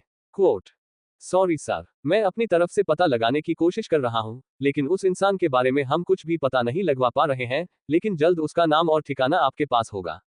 बस मुझे थोड़ा सा वक्त और दीजिए। उस आदमी ने कहा। सूर्या ने धुआं उड़ाते हुए जवाब दिया, वक्त किसी के रोके नहीं रुकता और सूर्या वक्त का पाबंद बिल्कुल नहीं। अगर अपनी सलामती चाहते हो तो उस इंसान का इस दुनिया से वजूद मिटा दो, वरना तुम्हारा नामोनिशान कहीं दिखाई भी नहीं देगा। इतना कहकर सूर्या ने फोन काटा और फिर एक साथ 3 सिगरेट और जलाई और उन्हें एक साथ पीने लगा। उसकी आंखें इस वक्त सिगरेट से भी ज्यादा तेज जल रही थी। वहीं दूसरी तरफ सांझ ने कॉफी बनाकर 2 कप में डाली और एक कॉफी इतिश्री की तरफ बढ़ा दिया और दूसरा कप खुद लेकर किचन में खड़ी ही कॉफी पीने लगी। उसका ध्यान बार बार इतिश्री के हाथ में पकड़े हुए फोन पर जा रहा था, लेकिन वो इतिश्री से अपनी बात कह नहीं पा रही थी, लेकिन आज उसे किसी तरह हिम्मत करनी थी। क्या मैं तुम्हारा फोन? उसने अभी इतना ही कहा कि अचानक ही जीविका आई और उसके ऊपर गिर गई, जिससे उसके हाथों में पकड़ी हुई काफी पूरी उसके ऊपर ही गिर गई और उसका हाथ भी जल गया। वो चीख पड़ी तो उसी वक्त किचन में अंतर होता हुआ मृत्यु जल्दी से उसकी तरफ बढ़ा। वो उसके हाथ को देखने लगा। उसने सांझ का हाथ अपने दोनों हाथों में पकड़ा और उसे लेकर जल्दी से पानी के टैप की तरफ बढ़ गया तो उन दोनों को एक साथ देखकर जीविका का चेहरा गुस्से से कांपने लगा। अब स्टार्ट करते हैं चैप्टर 36। तुम मुझे नजरअंदाज कर सकती हो। कॉफी पीती हुई सांझ बार बार इतिश्री के हाथों की तरफ देख रही थी। उसके हाथों में पकड़ा हुआ फोन वो विवेक को फोन करने के लिए इस्तेमाल करना चाहती थी, लेकिन उसकी हिम्मत नहीं हो रही थी। पर आज वो किसी ना किसी तरह विवेक को फोन करना ही चाहती थी, क्योंकि जिस तरह से सूर्या ने उसे मारा था उसे उसकी फिक्र हो रही थी। क्या मैं तुम्हारा फोन? उसने अभी इतना ही कहा कि अचानक ही जीविका आई और उसके ऊपर गिर गई, जिससे उसके हाथों में पकड़ी हुई काफी पूरी उसके ऊपर ही गिर गई और उसका हाथ भी जल गया। वो चीख पड़ी तो उसी वक्त किचन में एंटर होता हुआ मृत्यु जल्दी से उसकी तरफ बढ़ा। वो उसके हाथ को देखने लगा। उसने सांझ का हाथ अपने दोनों हाथों में पकड़ा और उसे लेकर जल्दी से पानी के टैप की तरफ बढ़ गया तो उन दोनों को एक साथ देखकर जीविका का चेहरा गुस्से से कांपने लगा। इतिश्री भी सांझ को दर्द से कराहती देखकर परेशान हो रही थी। वो भी जल्दी से उसकी तरफ आई और उसे शांत करवाने लगी, लेकिन जलन के मारे सांझ की आंखों से आंसू बहने लगे थे तो मृत्यु भी उसे रोते हुए देखकर बोला, प्लीज भाभी, रोइए मत, आपकी आंखों में आंसू नहीं आने चाहिए, थोड़ा सा जला है, अभी ठीक हो जाएगा, मैं हूं ना, उसने कहा और ठंडे ठंडे पानी को अपने हाथों में लेकर सांझ के हाथ पर डालने लगा। लेकिन उन दोनों को एक साथ देखकर और मृत्यु के हाथों में सांझ का हाथ देखकर जीविका गुस्से से भरती जा रही थी और ऊपर से सांझ का रोना उसे और भी ज्यादा परेशान कर रहा था। वो आगे बढ़ती, उससे पहले किचन के दरवाजे पर किसी के कदमों की आहट हुई। सांझ को छोड़कर सबने पीछे पलट कर देखा तो सबकी सांसें सूखने लगी, क्योंकि दरवाजे पर सूर्या खड़ा था। सूर्या जो अभी अभी अपने कमरे से बाहर निकलकर नीचे की तरफ आया था, क्योंकि उसे बाहर कहीं जाना था। वो किचन से आती हुई किसी की रोने की आवाज सुनकर रुक गया और फिर किचन की तरफ आया तो सामने का नजारा देखकर उसकी आंखें बड़ी हो चुकी थी। वो अंदर की तरफ आया और सांझ के हाथ की तरफ देखने लगा तो जितना सांझ का हाथ जल रहा था अब उससे ज्यादा सूर्या की आंखें जल रही थी। उसने मृत्यु को घूरते हुए देखा, जो सांझ का हाथ अपने हाथों में पकड़कर खड़ा था, तो उसकी घूरती हुई नजर खुद पर पाकर मृत्यु ने एक झटके से ही सांझ का हाथ छोड़ दिया। लेकिन सांझ का हाथ नीचे होता उससे पहले ही सूर्या ने उसका हाथ अपने हाथों में पकड़ लिया और प्यार से उसे हाथ पर फूंके मारता हुआ थोड़ी ठंडक देने लगा। लेकिन सांझ के हाथ की जलन अभी भी खत्म नहीं हुई थी। मृत्यु जल्दी से किचन की ड्रॉर में रखा हुआ फर्स्ट एड बॉक्स लेकर आया और उसमें से एक दवाई निकालकर सूर्या को दी तो सूर्या ने वो क्रीम सांझ के हाथों पर बड़े ही प्यार से लगाई और फिर अपने शांत नजरों से बाकी सबको देखने लगा। उसकी घूरती हुई आंखें खुद पर पाकर इतिश्री तो एकदम से सहम गई और पीछे की तरफ होकर खड़ी हो गई। सूर्या सबको घूरते हुए देख रहा था और अब वो बड़ी ही सर्द आवाज में बोला, किसकी गलती से हुआ ये सब? क्वोट। उसका सवाल सुनकर ही सांझ अपनी जलन भूलने लगी थी, क्योंकि अब उसे वो दिन याद आ रहा था जब गलती से उसके हाथ पर जूस गिर गया था और सूर्या ने उस आदमी के हाथ ही काट दिए थे, जिसकी वजह से वो जूस उसके हाथ पर गिरा था। तो अब वो जीविका का क्या हाल करेगा, वो सोचकर ही वो बुरी तरह से कांप उठी। वो जल्दी से सूर्या की तरफ बढ़ी और अटक अटक कर बोली कि किसी की गलती से कुछ नहीं हुआ है मिस्टर राठौर, रहने दो शुगर कैंडी, तुम झूठ नहीं बोल पाओगी। उसे अटक अटक कर बोलते देख सूर्या ने एकदम कोल्ड आवाज में कहा तो सांझ की बोलती बंद हो गई। उसे चुप देख सूर्या ने एक बार फिर से बारी बारी सबको घूरा और बोला, मैंने पूछा किसकी गलती है ये? तो जीविका जो अब तक शांत नजरों से सूर्या को देख रही थी वो बोली, वो मैं, मेरा ध्यान। क्वोट। वो अभी अटक अटक कर बोल ही रही थी कि सूर्या उसकी तरफ बढ़ा और अगले ही पल उसे गुस्से से देखकर कांपते हुए सूर्या ने उस पर अपना हाथ उठा दिया तो सबकी आंखें हैरत में फैल गई। लेकिन सबसे ज्यादा हैरानी इस बात से हुई कि जो थप्पड़ सूर्या ने जीविका को मारने के लिए अपना हाथ उठाया था, अब वो थप्पड़ जीविका के गाल पर नहीं बल्कि सांझ के गाल पर लगा था, क्योंकि बिल्कुल आखिरी वक्त पर सांझ जीविका के आगे आकर खड़ी हो गई थी। सांझ ने अपना हाथ सिसकते हुए अपने गाल पर रखा, क्योंकि वो थप्पड़ इतना जोरदार था कि एक थप्पड़ से ही अच्छे खासे इंसान की जान निकल जाए। उसकी आंखों में आंसू आ गए और वो रोते हुए सूर्या की तरफ देख रही थी, जबकि सूर्या बिल्कुल सुन अपनी जगह पर खड़ा था। उसने सोचा भी नहीं था कि ऐसा कुछ हो जाएगा। उसने सांझ के गाल को छूना चाहा, लेकिन उससे पहले ही सांझ रोते हुए बोली, आपको ऐसा नहीं करना चाहिए था। इतना कहकर ही वो जल्दी से किचन से बाहर निकल गई और तेजी से सीढ़ियां चढ़ते हुए अपने कमरे की तरफ बढ़ गई। सूर्या ने गुस्से से जीविका को घूरा तो बिना थप्पड़ लगे ही जीविका ने अपना हाथ अपने गाल पर रख लिया और अपनी नजरें झुका ली। वो उस दर्द का अंदाजा भी नहीं लगा सकती थी जो सांझ को उसकी वजह से झेलना पड़ा। उसे गुस्से से देखते हुए सूर्या भी किचन से बाहर आया और जल्दी से अपने कमरे की तरफ चला गया, क्योंकि उसे अपनी शुगर कैंडी को देखना था। सांझ रोते हुए कमरे में आई और सीधा बेड पर औंधे मुंह लेटकर रोने लगी। एक तरफ उसका हाथ जल रहा था तो दूसरी तरफ हाथ से ज्यादा उसका गाल जल रहा था, क्योंकि ऐसा लग रहा था जैसा किसी ने उसके गाल को आग से जला दिया हो। सूर्या के हाथ में इतना ताप होगा वो सोच भी नहीं सकती थी। सूर्या कमरे में आया और उसे रोते हुए देखकर जल्दी से उसकी तरफ बढ़ा और बोला, सॉरी शुगर कैंडी, मैंने तुम्हें हर्ट कर दिया। क्वोट। उसके कदमों की आहट पाकर और उसकी बात सुनकर भी सांझ ने उसकी तरफ नहीं देखा और तकिए में मुंह घुसाए रोती रही तो सूर्या उसके बिल्कुल पास आकर बैठा और उसके चेहरे को अपनी तरफ घुमाने लगा, लेकिन जब सांझ ने दर्द भरी सिसकी भरी तो उसने जल्दी से अपना हाथ हटा लिया और अपना हाथ अब सांझ की कमर पर रख दिया था कि उसे अपनी तरफ घुमा सके, लेकिन सांझ ने भी अपना पूरा जोर लगा दिया था। वो सूर्या की तरफ देख ही नहीं रही थी, पर सूर्या के आगे उसकी कब तक चलती? Question mark. आखिर सूर्या ने उसे अपनी तरफ घुमा ही लिया और उसके चेहरे से उसका हाथ हटाने लगा। उसका पूरा गाल एकदम लाल हो चुका था। सूर्या ने अपने उस हाथ की तरफ देखा जिसने उसने सांझ पर हाथ उठाया था और गुस्से से उसके चेहरे की नसें तन गई। उसने अपने हाथ की मुट्ठी बांध की और एक लंबी सांस लेकर मुंह से हवा छोड़ते हुए सांझ से बोला, सॉरी शुगर कैंडी, लेकिन मैं तुम्हें हर्ट नहीं करना चाहता था, पर तुम उस लड़की के सामने क्यों आई? उसने गलती की थी तो उसे सजा मिलनी चाहिए थी। उसकी हिम्मत कैसे हुई तुम्हारे ऊपर कॉफी गिराने की? उसकी जान ले लूंगा मैं। क्वोट। उसकी बातें सुनकर सांझ और भी ज्यादा खींच गई और अपने मुंह से उसका हाथ हटाते हुए बोली, आपको जान लेने के अलावा और कोई काम नहीं आता क्या? क्वोट। गलती की जाएगी तो सजा भी मिलेगी, सूर्या बिल्कुल कठोरता से बोला। गलती मेरी है, मुझे ध्यान रखना चाहिए था। मेरा कॉफी पीने का मन था और मैं वही किचन में खड़ी होकर कॉफी पी रही थी। जीविका बाहर से आई और उसने ध्यान नहीं दिया और गलती से वो मेरे ऊपर गिर गई और मेरे हाथों में पकड़ा हुआ कप छूट गया। ऐसे में इस गलती की सजा आप सिर्फ उसे कैसे दे सकते हैं, इसलिए मैंने खुद ही अब आपसे अपने हिस्से की सजा ले ली। उसकी बात सुनकर सूर्या जल्दी से बोला, नहीं शुगर कैंडी, तुम्हें सजा देने की बारे में तो मैं सोच भी नहीं सकता। मुझे मेरी गलती पर सजा नहीं दे सकते तो और किसी को इतनी छोटी गलती पर जान लेने की बात कैसे कह सकते हैं? क्या उनकी जान की कोई वैल्यू नहीं? क्वोट। अगर वो गलती तुम्हें दर्द देगी तो उस गलती की सजा भी उन लोगों को दर्द देगी। सूर्या ने फिर से बिना किसी एक्सप्रेशन के से कहा तो सांझ उसे देखती रह गई और तकिया उठाकर दूसरी तरफ देखते हुए बोली, मुझे आपसे बात ही नहीं करनी, लेकिन मुझे तो करनी है। तुम मुझे ऐसे नजरअंदाज नहीं कर सकती, सूर्या ने कहा और उसकी तरफ बढ़ा, लेकिन सांझ भी उतनी ही जल्दी से वहां से हट गई और उसे देखते हुए बोली, पर मैंने कहा ना, मुझे आपसे कोई बात नहीं करनी। क्वोट। तुम सच में मुझसे बात नहीं करना चाहती? अब सूर्या ने दोबारा पूछा तो सांझ ने कुछ जवाब नहीं दिया तो सूर्या भी कुछ पल उसे देखते रहा और फिर चुपचाप जाकर बालकनी में बैठ गया। उसने वहां रखी हुई सिगरेट की डिब्बी निकाली और लाइटर से उसे जलाकर करने लगा तो सांझ ने हल्की सी नजरें उठाकर उसकी तरफ देखा। उसकी नजर खुद पर उठते देख सूर्या मुस्कुराया और बोला, तुम्हें लगता है तुम मुझे नजरअंदाज कर सकती हो? लेकिन इस बार फिर से सांझ ने कोई जवाब नहीं दिया और अपना मुंह फेर लिया तो सूर्या की भौहें तन गई। वो वहीं पर बैठकर सिगरेट पीने लगा और देखते ही देखते उसने पूरी डिब्बी खत्म कर दी। सांझ बीच बीच में तिरछी नजरों से उसे देख रही थी और उसे याद आ रहा था वो पल जब उसने सूर्या से कहा था कि जब भी उसके सीने में जलन होगी तो सिगरेट की जगह वो अपने होठों से उसे ठंडा करेगी, लेकिन इस बार वो अपनी जगह से उठी भी नहीं और सूर्या की तरफ भी नहीं गई तो सूर्या लगातार ही सिगरेट पीता रहा। थोड़ी देर बाद ही सूर्या अपनी जगह से उठा और उसने कमरे की सारी लाइट्स बंद कर दी, वहां पर अब सिर्फ धीमी धीमी रोशनी थी। सांझ को ऐसा लगा जैसे सूर्या कमरे से बाहर चला गया हो तो उसने चेहरा घुमाकर देखा तो सूर्या कमरे के बीचों बीच खड़ा अपने कपड़े उतार रहा था। उसे कपड़े उतारते देख सांझ की सांसें सूखने लगी। उसके रोंगटे खड़े होने लगे क्योंकि उसके सामने कुछ वक्त पहले का नजारा चल रहा था जब सूर्या ने बड़े ही अजीब तरीके से केक खाया था। सूर्या ने धीरे धीरे अपने सारे कपड़े उतार दिए और सिर्फ शॉर्ट्स पहने आईने के सामने गया। वो आईने के सामने खड़ा खुद पर परफ्यूम लगा रहा था और इधर सांझ का चैन उड़ चुका था क्योंकि वो परफ्यूम सांझ को जैसे अपने वश में कर रहा था। वो अब बढ़ती हुई धड़कनों के साथ सूर्या को देख रही थी, लेकिन सूर्या उसकी तरफ नहीं देख रहा था। वो सोफे की तरफ गया जहां पर एक सिटिंग सोफा था, उसने वहां बैठकर एक बटन ऑन किया तो वो सोफा पूरी तरह से बदल गया। अब वो किसी मसाज मशीन की तरह लग रहा था। अचानक ही दो हाथ उस मशीन से बाहर आए और सूर्या के जिस्म पर फिरने लगी तो सांझ की आंखें बड़ी हो गई।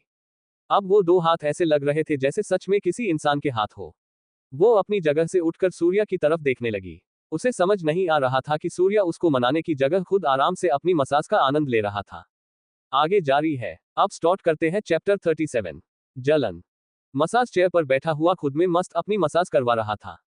कमरे में हल्की हल्की लाइट जल रही थी और उस रोशनी में आती सूर्या की अजीब अजीब सी आवाजें सुनकर सांझ अपनी जगह से उठकर सूर्या की तरफ देखने लगी। जैसे ही उसने सूर्य को आराम से उस चेयर पर बैठा देखा उसकी आंखें हैरानी से बड़ी हो गई। उसे समझ नहीं आ रहा था कि सूर्या उसको मनाने की जगह खुद आराम से अपनी मसाज का आनंद ले रहा था। वो सूर्या की तरफ आई और ध्यान से उसे देखने लगी, लेकिन सूर्या के एक्सप्रेशंस देखकर तो ऐसा लग रहा था जैसे उसके मन में चल रहा हो, आग लगे चाहे बस्ती में, अपन तो रहेगा मस्ती में।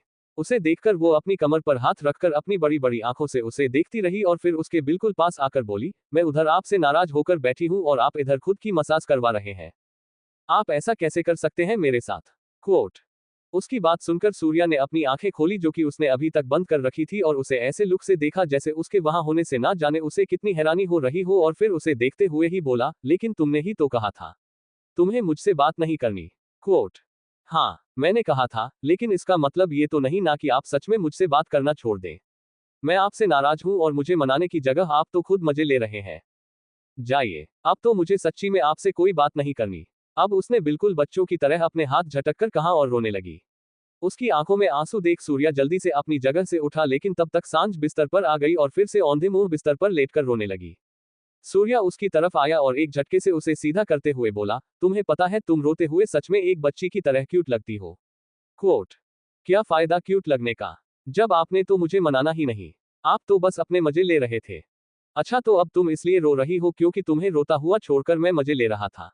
मतलब तुम्हें दिक्कत मेरे मजे लेने से है? ओ माय शुगर कैंडी, ऐसा था तो पहले बताना चाहिए था, क्योंकि ये मजे मैं तुम्हें भी दे सकता हूँ। उसकी बात सुनकर सांझ ने अपनी आंखें बार बार झपकाकर उसकी तरफ देखा, जैसे कह रही हो इस इंसान का कुछ भी नहीं हो सकता। बात कुछ और चल रही होगी और इसे अपनी ठरक बीच में लानी ही है। कुछ पल उसे यूं ही देखने के बाद उसने अपना मुंह फेर लिया तो सूर्या हल्का सा मुस्कुराया और फिर अपनी जगह से उठ गया। उसे उठते हुए देखकर सांझ एक बार फिर से खींच गई कि एक बार फिर से वो उसे बिना मनाए ही जा रहा है। उसने गुस्से से अपनी आंखें मीच ली और पूरी तरह से अपना चेहरा तकिए में दबा लिया। अगले ही पल उसे अपने पैरों पर हल्की हल्की छुअन सी महसूस हुई। उसने जल्दी से अपना पैर ऊपर खींचना चाहा, लेकिन उसे पैर खींचते देख सूर्या ने जल्दी से उसके पैर पर अपनी पकड़ कस दी। उसे ऐसा लग रहा था जैसे उसके पैर पर कुछ गिला गिला लगा हुआ हो और अब सूर्या उस पर अपनी उंगलियां फिरा रहा हो।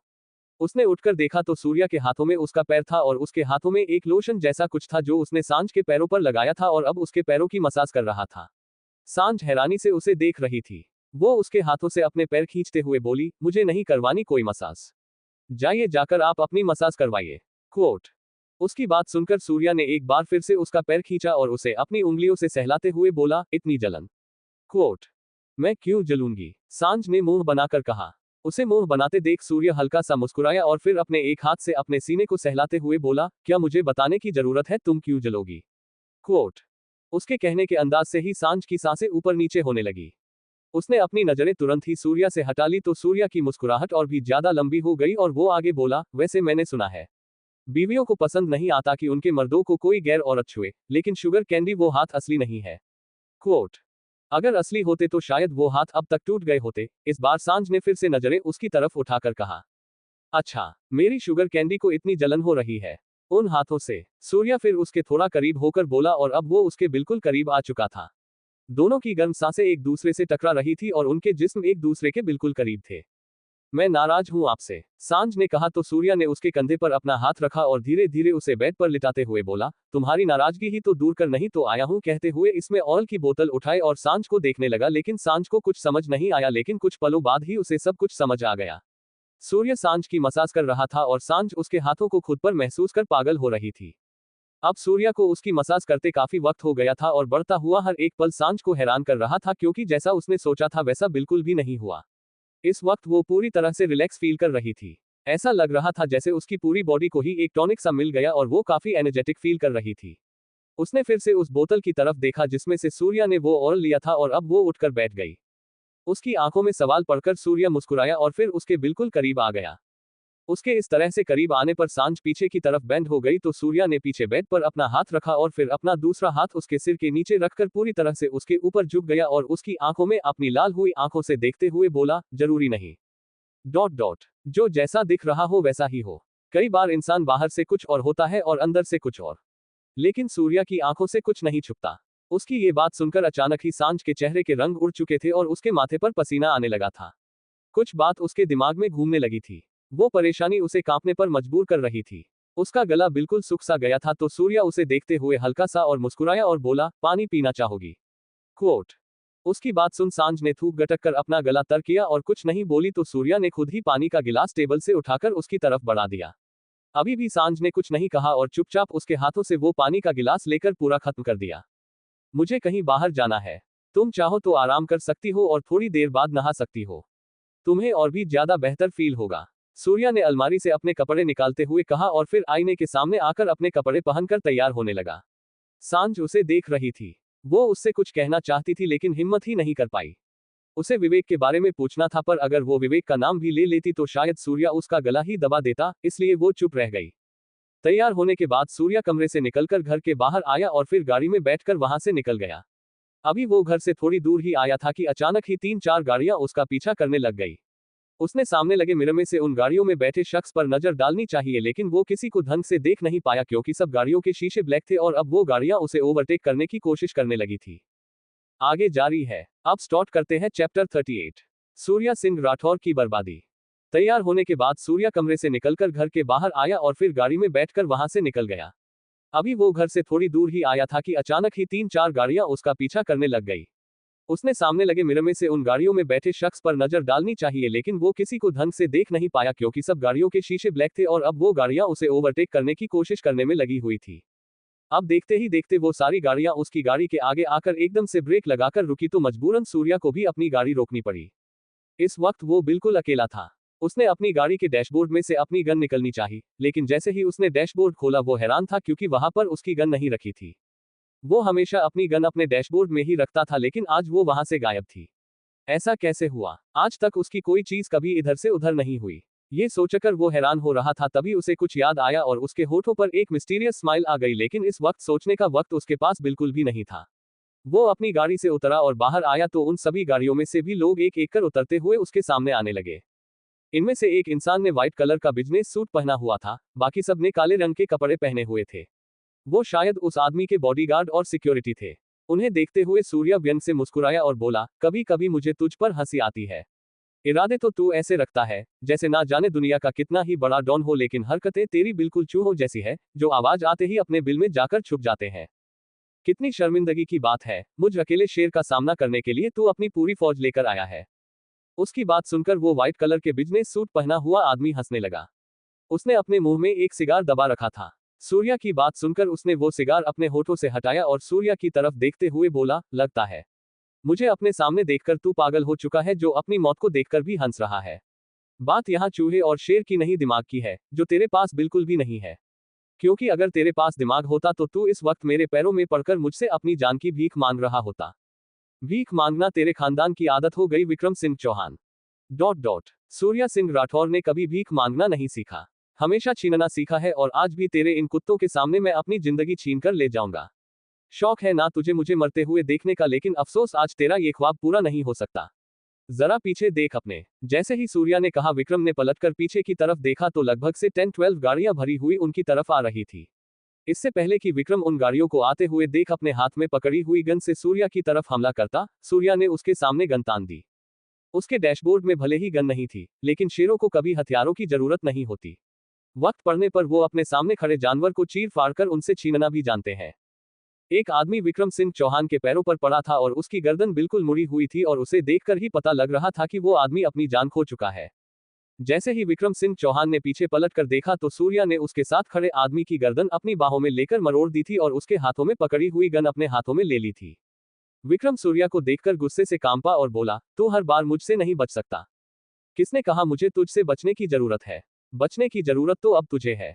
इतना कहके सूर्या ने अपने हाथों में पकड़ी हुई गन एक बार हवा में घुमाई तो उसकी गाड़ियों में से निकल रहे आदमियों ने बिना देखे ही विक्रम सिंह चौहान के आसपास खड़े सभी आदमियों को गोलियों से भूनना शुरू कर दिया। अपने सभी आदमियों को मरते हुए देखकर विक्रम बौखला गया और उसने अपने हाथों में पकड़ी हुई गन चला दी जिसका निशाना सूर्या की तरफ था लेकिन वो गोली सूर्या को लगती उससे पहले ही जीवन उसके आगे आकर खड़ा हो गया जिससे वो गोली जीवन को जा लगी तो सूर्या की आंखें बड़ी हो गई। उसने जल्दी से जीवन को संभाला और अपने हाथों में पकड़ी हुई गन विक्रम की तरफ चला दी, लेकिन उससे पहले ही विक्रम वहां से अपनी गाड़ी की तरफ भाग गया। उसे देखने से पहले सूर्या के लिए जीवन को संभालना जरूरी था, तो उसने जल्दी से उसे उठाया और गाड़ी की तरफ लेकर भागा। जीवन के पेट से खून बहता जा रहा था और उसके चेहरे पर दर्द कर रहा था। उसकी आंखें खुली थी, जिससे वो सूर्या का गुस्से से कांपता हुआ चेहरा देख सकता था। जब मृत्यु ने जीवन को गोली लगती हुई देखी तो वो भी जल्दी से उनकी तरफ भागा। वो आकर गाड़ी की ड्राइविंग सीट पर बैठा और सूर्या को देखते हुए बोला, मैं इसे हॉस्पिटल में लेकर जाता हूं। आप बेफिक्र रहिए, इसे कुछ नहीं होगा। क्वोट। उसकी बात सुनकर सूर्या ने एक बार फिर से गुस्से से जीवन की तरफ देखा और बोला, अगर बच भी जाए तो इसे कहना मेरे सामने मत आए, वरना इसकी जान मैं खुद ले लूंगा। इतना कहकर उसने गाड़ी का दरवाजा बंद किया और अगले ही पल मृत्यु ने जल्दी से गाड़ी आगे बढ़ा दी। सूर्या अभी भी वही बीच रास्ते में खड़ा था और उन लाशों की तरफ देख रहा था जो उसके आदमियों ने चौहान के जीते जागते आदमियों को अपनी गोलियों से भूनकर बनाई थी। उसने अपनी जेब से फोन निकाला और एक फोन मिलाकर बोला, अभी के अभी मुझे विक्रम सिंह चौहान की एग्जैक्ट लोकेशन बताओ। जी बॉस, मैं अभी बताता हूँ, सामने वाले आदमी ने कहा तो सूर्या ने अपना फोन काट दिया और गुस्से से उन सब लाशों की तरफ देखते हुए बोला, मेरे भाई पर गोली चलाने का नतीजा तुझसे बर्दाश्त नहीं होगा, विक्रम सिंह चौहान। मैं मर जाता तो तुझे तेरी जिंदगी भीख में दे जाता, लेकिन अब तुझे मुझसे कोई नहीं बचा सकता। उसने गुस्से से कांपते हुए कहा और फिर अपनी गाड़ी की तरफ बढ़ गया। वहीं दूसरी तरफ राठौर मेंशन के स्टडी रूम में एक लड़की, जिसने खुद को ब्लैक कलर के कपड़ों से पूरी तरह ढक कर रखा था, वो कुछ ढूंढने की कोशिश कर रही थी। उसने सभी ड्रॉअर को एक एक करके खोलकर देख लिया था, लेकिन जिस चीज को वो ढूंढने की कोशिश कर रही थी वो उसे मिल ही नहीं रही थी। उसने पूरे स्टडी रूम का हुलिया बिगाड़ दिया था, लेकिन फिर भी उसके हाथ निराशा ही लगी।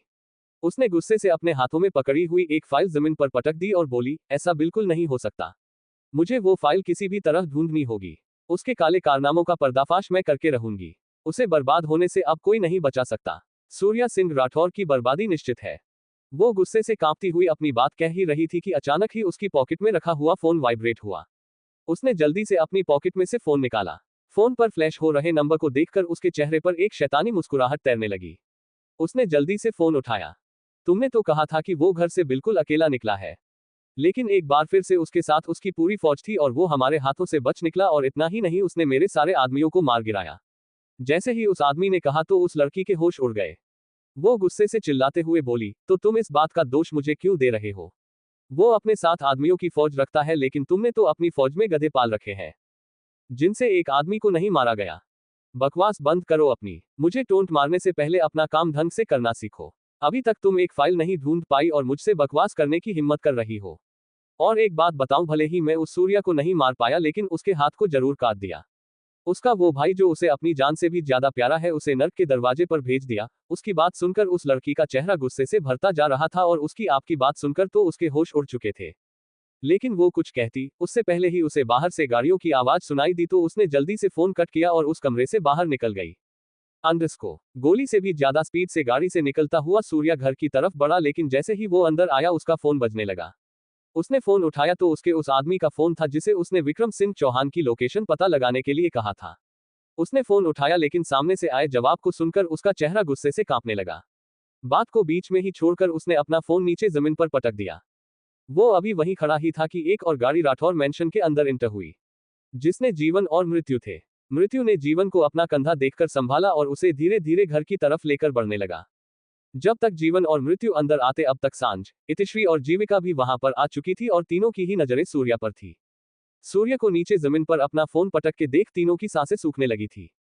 इतिश्री और जीविका तो वैसे भी सूर्य से बहुत ज्यादा डरती थी और उसे इस तरह से गुस्से में देखकर अब सांझ की भी हालत खराब होने लगी थी, क्योंकि अब तक वो इतना तो समझ चुकी थी कि सूर्य का गुस्सा बेहद खतरनाक होता था और ये वही वाला गुस्सा था जिसमें वो खुद पर बिल्कुल भी काबू नहीं कर पाता। आज तक उसने जितने भी लोगों को उसके सामने मारा था, उस वक्त सूर्य के चेहरे पर बिल्कुल यही वाले एक्सप्रेशन होते थे और उसकी आंखें इसी तरह बेहद लाल होती थी। वह अपने जगह पर खड़ी खड़ी कांप रही थी, लेकिन उसके मन में ये बात भी चल रही था कि इस वक्त उसे सूर्या को संभालना होगा, क्योंकि जब जब भी सूर्या गुस्से में होता था तब तब उसे सिर्फ प्यार से ही संभाला जा सकता था। लेकिन सांझ उसकी तरफ बढ़ती उससे पहले ही उसकी नजर जीवन और मृत्यु पर गई और जीवन को मृत्यु के सहारे घर में आते देख उसकी आंखें हैरत में फैल गई, क्योंकि जीवन की हालत बहुत खराब लग रही थी और उसके कपड़े पूरे खून से सने हुए थे और पेट की तरफ से उसके शर्ट फटी भी हुई थी। कदमों की आहट पाकर सूर्या ने भी पीछे पलट कर देखा तो जीवन और मृत्यु बिल्कुल उसके सामने खड़े थे। सूर्या की आंखें लाल अंगारों की तरह दिख रही थी, जिसमें देखने की भी किसी हिम्मत नहीं होती थी, लेकिन जीवन ने मृत्यु के कंधे को छोड़ा और सूर्या की तरफ धीमे धीमे बढ़ते हुए बोला, सॉरी भाई, लेकिन मैं आपको कैसे उसने अभी इतना ही कहा था कि एक जोरदार तमाचा उसके गाल पर लगा और उसकी आह निकल गई। सूर्या ने उसके गाल पर इतना जोरदार थप्पड़ जड़ा था कि उसका गाल लाल हो चुका था, लेकिन अभी भी वो नहीं रुका और एक और जोरदार थप्पड़ उसके गाल पर मारने को हुआ, लेकिन उससे पहले ही किसी ने उसका हाथ रोक लिया और उस शख्स को देखकर सूर्या की आंखें बड़ी हो गई और साथ ही साथ जीवन की भी। इतिश्री सूर्य के सामने खड़ी थी और उसने अपने हाथ से सूर्या के हाथ को पकड़ रखा था और वो भी गुस्से में कांप रही थी। आगे जारी है। अब स्टार्ट करते हैं चैप्टर 39। पहले प्यास बुझाने दीजिए। जीवन ने मृत्यु के कंधे को छोड़ा और सूर्या की तरफ धीमे धीमे बढ़ते हुए बोला, सॉरी भाई, लेकिन मैं आपको कैसे। क्वोट। उसने अभी इतना ही कहा था कि एक जोरदार तमाचा उसके गाल पर लगा और उसकी आह निकल गई।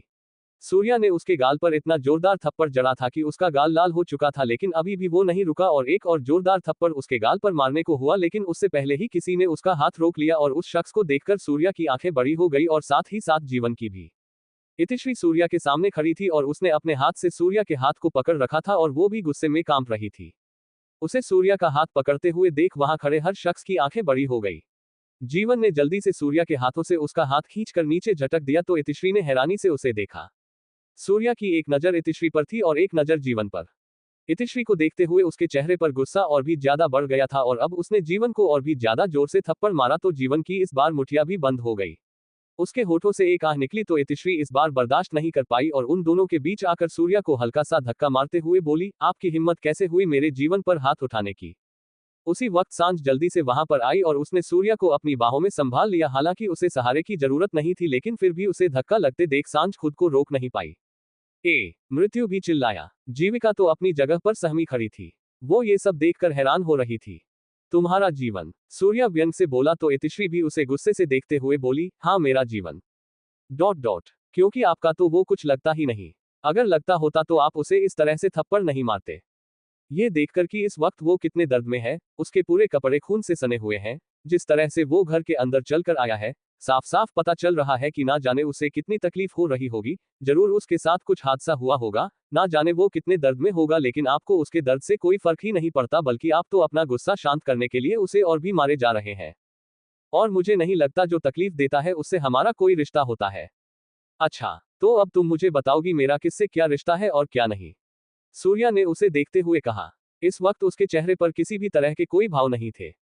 उसकी बात सुनकर इतिश्री व्यंग से मुस्कुराए और बोली, अगर आप भूल जाएंगे तो किसी ना किसी को तो बताना ही पड़ेगा। उसकी बात सुनकर सूर्या अभी उसे देख ही रहा था, लेकिन सांझ चुप न रह सकी। वो सूर्या के आगे आई और इतिश्री को देखते हुए बोली, अपनी हद में रहो। प्लीज आप तो कुछ मत ही बोलिए, क्योंकि आपको तो ये जो भी करे बिल्कुल ठीक ही लगेगा। आखिर इनके प्यार में अंधी जो है, लेकिन मैं अंधी नहीं हूं। मेरे जीवन को अगर कोई आंख उठाकर भी देखेगा तो मैं बर्दाश्त नहीं कर सकती। इतिश्री ने कहा, लेकिन उसी वक्त जीवन ने उसका हाथ पकड़कर उसे अपनी तरफ घुमाया और बोला, चुप। इसके आगे एक लफ्ज और नहीं, वरना मुझसे बुरा कोई नहीं होगा। अभी इसी वक्त अपने कमरे में जाओ। क्यों जाऊं मैं? कोई तुम्हें मेरे सामने मार रहा है और मैं चुपचाप मुंह उठाकर अपने कमरे में चली जाऊं? इस चीज की उम्मीद तुम मुझसे कर भी कैसे सकते हो? सूर्या, जो अब तक इतिश्री की बात सुन रहा था, अब वो जीवन को गुस्से से देखते हुए बोला, अभी के अभी इस लड़की को उसके कमरे में भेज दो, वरना मैं भूल जाऊंगा कि ये एक लड़की है और तुम इससे प्यार करते हो। उसकी बात सुनकर इतिश्री फिर से सूर्या की तरफ घूमी और व्यंग से बोली, ओह रियली? प्यार की बात कौन कर रहा है जिसके लिए किसी का प्यार मायने ही नहीं रखता? अगर इतनी ही अहमियत होगी ना आपको प्यार की, तो अपने भाई को तकलीफ में देखकर आपका कलेजा फटने को हो जाता, लेकिन आपको देखकर तो लग रहा है जैसे आप उसे दर्द में देखकर खुश हो रहे हैं और उसे और दर्द देने पर तुले हैं। जीविका। जीवन गुस्से से चिल्लाया और एक बार फिर से उसने इतिश्री को अपनी तरफ घुमाकर उस पर अपना हाथ उठा दिया था, लेकिन उसका हाथ सांझ ने बीच में ही रोक लिया और उसकी तरफ देखते हुए ना में इशारा किया। अपने ऊपर जीवन को हाथ उठाते देख इतिश्री को एक झटका सा लगा, उसकी आंखों में नमी भर गई और वो जल्दी से रोते हुए अपने कमरे की तरफ भाग गई। उसके जाने के बाद जीवन सूर्या की तरफ बढ़ा और अपनी आंखें झुकाकर बोला, इतिश्री की तरफ से मैं आपसे माफी मांगता हूं भाई, और आज जो मैंने किया उसके लिए भी मैं जानता हूं आप मुझसे नाराज हैं, लेकिन आप भी ये बात जानते हैं कि अगर कोई आपको मारने के लिए कदम आगे बढ़ाएगा तो उस कदम को इस जीवन के सीने पर अपना पैर रखकर आगे बढ़ना होगा। जब तक मेरी आखिरी सांसें मेरे जिस्म में है, तब तक मैं आपको कुछ नहीं होने दे सकता। उसकी बातें सुनकर कुछ बात तो सांझ को समझ आ गई थी। सूर्या अभी भी चुप खड़ा था। अब उसने जीवन से कुछ नहीं कहा तो उसे चुप देख सांझ बिना जीवन की तरफ देखकर बोली, प्लीज जीवन भैया, आप अपने कमरे में जाइए और आराम कीजिए।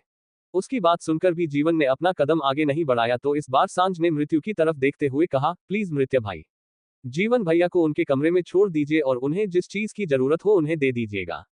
क्वोट। उसकी बात सुनकर मृत्यु ने जीवन का हाथ पकड़ा और उसे वहां से उसे ले जाने लगा, लेकिन जाते वक्त भी जीवन सूर्या की तरफ देख रहा था, जो अब उसकी तरफ बिल्कुल भी नहीं देख रहा था। उसका चेहरा अभी भी गुस्से से कांप रहा था। इतिश्री की बातें उसके दिमाग में घूम रही थी।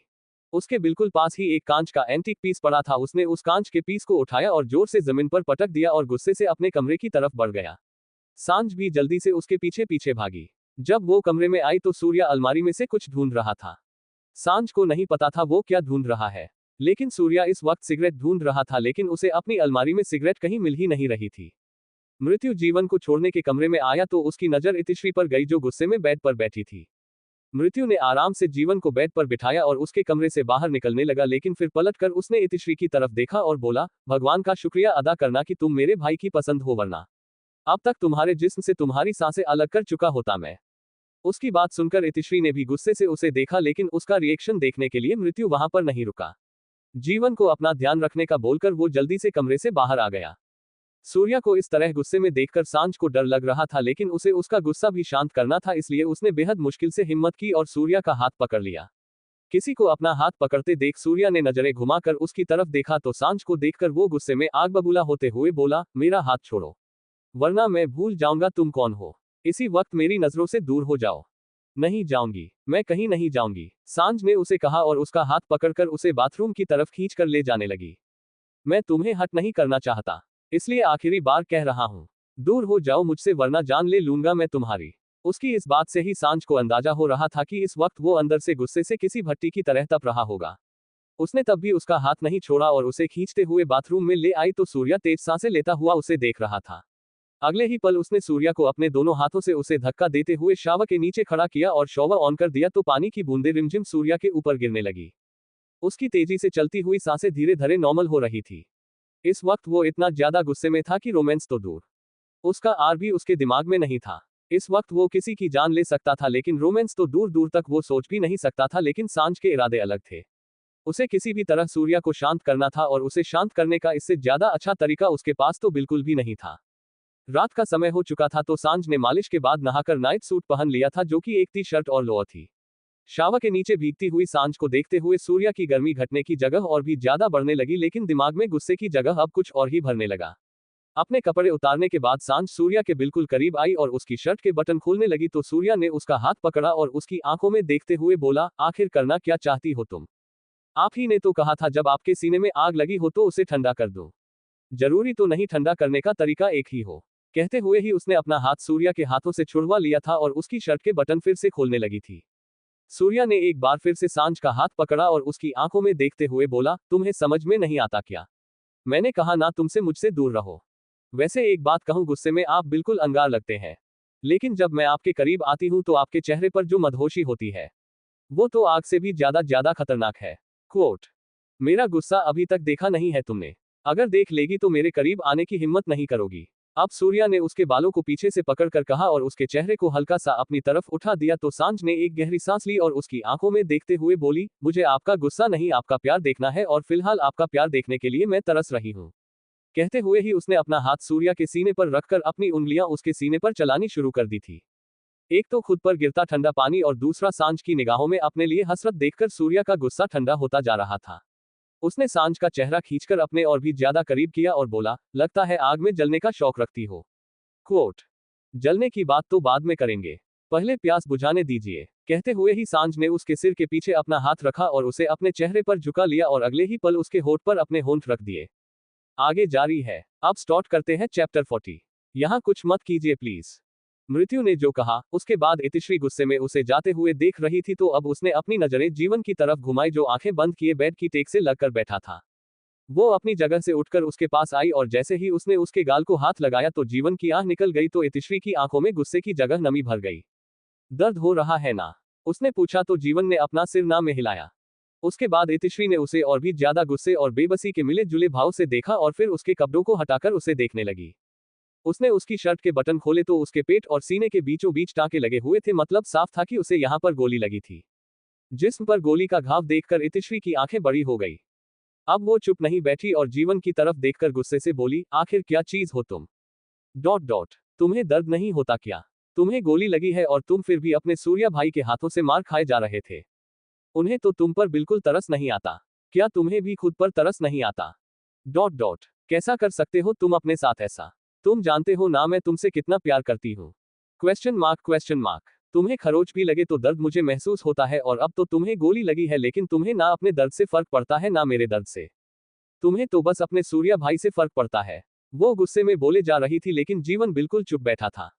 जब इतिश्री चुप हो गई तो जीवन ने अपनी आंखें खोलकर उसकी तरफ देखा और बोला, किसने कहा तुमसे कि मुझे तुमसे फर्क नहीं पड़ता?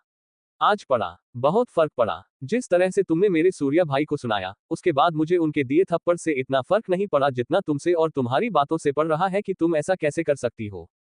सच में तुम्हें सिर्फ मेरी गलती नजर आ रही है और वो जो तुम्हें ऐसे ट्रीट करते हैं जैसे तुम्हारी कोई भी वैल्यू ना हो।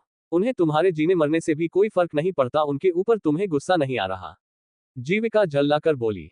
उसकी बातें सुनना अब जीवन के लिए बर्दाश्त से बाहर हो रहा था, इसलिए वो अपनी जगह से उठा और किसी तरह अलमारी तक पहुंचते हुए उसने अपने कपड़े निकाले और बदलने के लिए बाथरूम जाने लगा तो जीविका ने उसका हाथ पकड़ लिया और बोली, मुझे सच में हैरानी हो रही है कि तुम उनके लिए मुझे इस तरह से नजरअंदाज कर सकते हो। और मुझे हैरानगी हो रही है इस बात पर कि ये जानते हुए भी कि सूर्या भाई मेरे लिए सिर्फ मेरा भाई नहीं मेरा भगवान है और तुम उन्हीं के लिए बुरा भला कह रही हो। मुझे नहीं पता तुम्हें क्या लगता है क्या नहीं, लेकिन मैं और मेरा दिल जानते हैं कि मुझे दर्द में देखकर मेरे भाई की क्या हालत हो रही होगी और अगर उन्होंने मुझे थप्पड़ लगाया तो उसका भी कोई कारण होगा, वरना हम पर हाथ उठाने से पहले वो अपना हाथ तोड़ना बेहतर समझे।